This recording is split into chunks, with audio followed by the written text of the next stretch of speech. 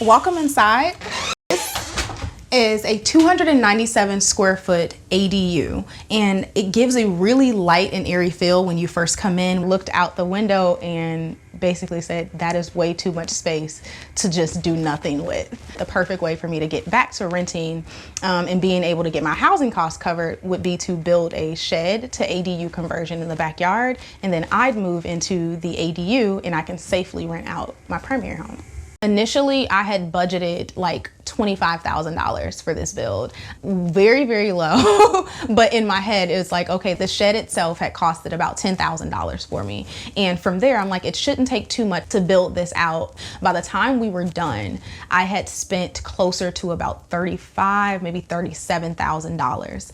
And once you start to add in the little just nicks that we had to kind of fix from mistakes from previous contractors, because I did have to go through 3 separate contractors before we were able to get this completed. But by the time we were totally finished, I would say I maybe put another 10 to 15 in, just making it look way better and more polished, more modern. So initially 35, once you add in all of the mistakes, let's say 50. For me, honestly, it's been really good to look at it as an investment. It's something that's created a lot of flexibility within my life and a lot of opportunity, creating different options. Within about 2.5 years, I was able to break even for the most part.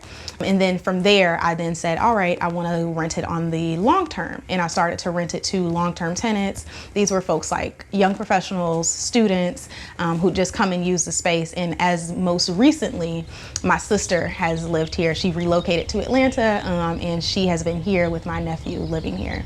And I had a short stint of living in the tiny house as well for about 6 months.